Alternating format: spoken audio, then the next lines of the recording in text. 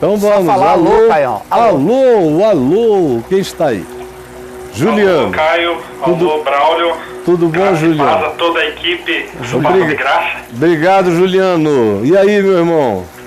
É uma alegria estar participando pela primeira vez do programa. Amém. Tinha uma pergunta para fazer para o senhor. Tá bom. Atos dos Apóstolos traz várias vezes a menção de que os primeiros cristãos frequentavam o templo. Atos 2, 46, Atos 3, 1 e por aí vai. Até o capítulo 8. Então foi justamente o tempo em que a igreja não saía de Jerusalém de jeito nenhum. E demorou... Seus sacrifícios e os rituais... Estava tudo errado. Em Jesus na cruz, porque os primeiros cristãos continuaram frequentando o templo?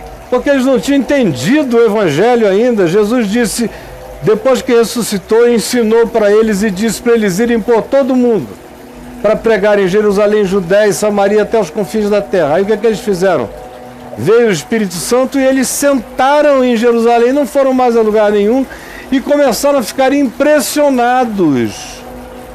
Começaram a ficar cooptados, porque diz o livro de Atos que primeiro eles só foram perseguidos, os apóstolos foram presos, capítulo 4, capítulo 5.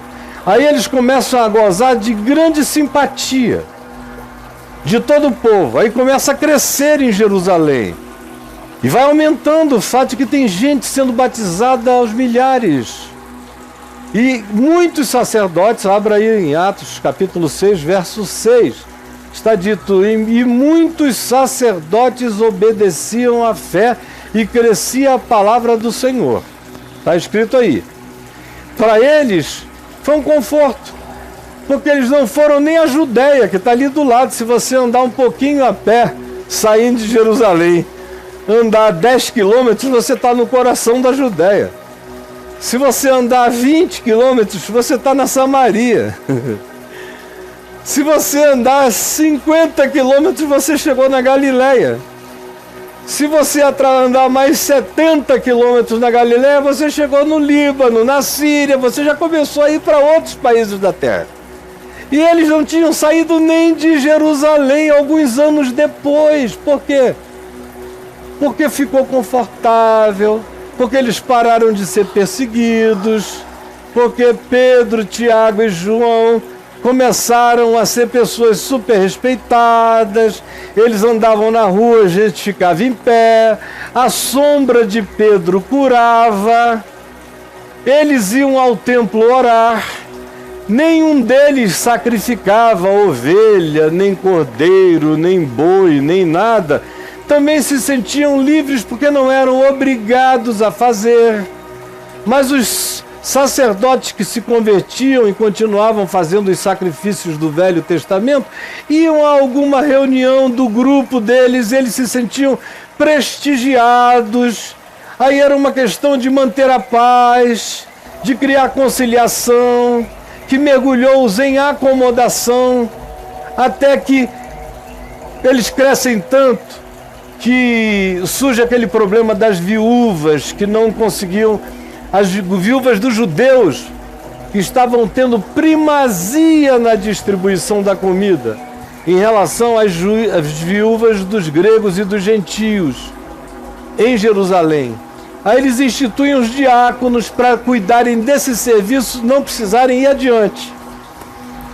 Eles não contavam com Estevão, que Estevão era aquele anarquista do reino de Deus que não estava impressionado com aquela multidão de sacerdotes fazendo salameleques para Tiago, nem para Pedro, nem para João, nem para ninguém.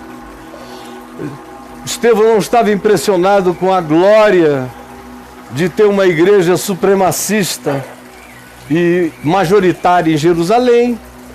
Ele não estava impressionado com o fato de que não se tomava nenhuma decisão no Sinédrio ou no Knesset de Israel, sem que se levasse em consideração o sentimento, a opinião dos apóstolos. Era um tempo de uma determinada acomodação, e Estevão não estava nem aí para isso.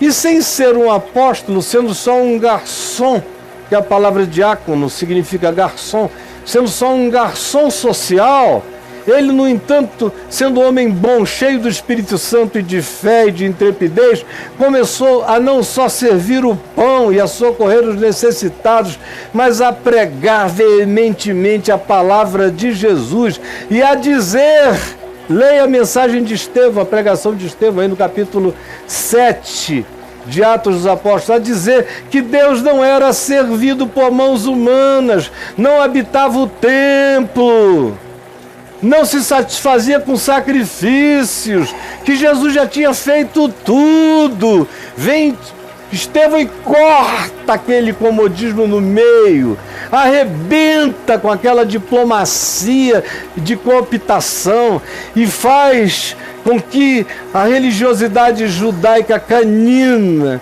que não tinha mais nenhuma razão para se pitibulzar, porque os próprios cristãos tinham sido cooptados e estavam vivendo naqueles 50 tons de cinza, quando viram do meio dele um indivíduo jovem com aquela força, intrepidez e unção no Espírito Santo, não aguentaram, rangeram os dentes de raiva e o apedrejaram. E aí começa o verdadeiro evangelho, quando a graça de Deus explode em Paulo. Foi aquilo que deflagrou, foi o gatilho de angústia de Paulo, foi a morte de Estevão, a conversão de Barnabé. Aí tem um monte de coisa, já falei trilhões de vezes sobre isso, está tudo gravado por aí.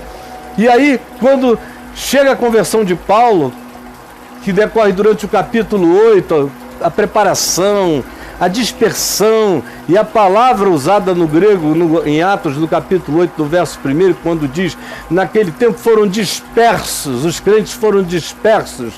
O texto original grego é foram semeados, no sentido de que aquela calamidade, aquela perseguição foi uma soberania divina para tirá-los daquele mar morto. Senão eles iriam virar uma seita. O evangelho não teria ido a lugar nenhum, teria sido absorvido pelo judaísmo. Teria virado um cabalismo espiritual dentro do judaísmo. Então, é com Paulo que isso explode os odres. É Paulo que bota vinho novo em odre novo. Os outros estavam querendo botar o vinho novo em odres velhos, estavam querendo fazer remendo de pano novo em vestes velhas. Então, meu filho, eu poderia falar até depois de amanhã de manhã sobre essa história que para mim está clara, mais clara do que qualquer outra história há muitos anos. Eu ando em cima dela, faço até moonwalking, até desmaiado, eu sei os detalhes dessa história. Um beijo para você, Juliano. Deus te abençoe, meu querido. Um beijo também. Muito obrigado pelas explicações. Tá Porém, bom. se for possível ainda, mais um detalhezinho. Em Atos 3:1 diz que Pedro e João subiam a hora 9ª ao templo. 3 horas da tarde. Isso. E por acaso eles ainda estavam metidos aos costumes, aos... Estavam, olha só, específicas. Juliano, estavam sim, eu acabei de dizer. Se você quiser ter certeza, lendo o próprio texto de Atos, por que você não lê Atos 10 para ver como Pedro ainda era um cara? Ele pensava que era alguma coisa, mas era um retardado. Veja lá na casa de Simão Curtidor a visão do lençol, meu filho. Eles estavam todos ainda lá atrás, eu acabei de dizer aqui. Eles tinham sido cooptados. Pedro pensou que era grande coisa, mas ele ainda era um retardado na percepção espiritual, cheio de preconceito, de acepção de pessoas, de mandamentos levíticos e cerimoniais. Ele pensou que ele tinha feito a síntese e ele não sabia nada, ainda era um tosco. Você precisava entrar aí no meu portal, meu filho. Eu acho que você está lá longe. Entra aí no meu portal e escreve Pedro e Cornélio. Escreve aí, alguém escreva, por favor, e mostre para ele. Pedro e Cornélio, Atos 10. Bem rápido, porque o tempo está correndo, eu queria ganhar tempo. 9. Dá o quê? 9, Lá Pedro e dentro Cornélio. tá difícil demais para você, Gabriel, hoje, 9, meu filho? 9. 9? É que ali é pedagógico, né, quando aparece. Atos 10, 120. Isso. Entre aí em Atos 10, 120. Veja isso tudo, você vai saber o que você perguntou e 1 milhão de outras coisas mais. Tá bom, filhão?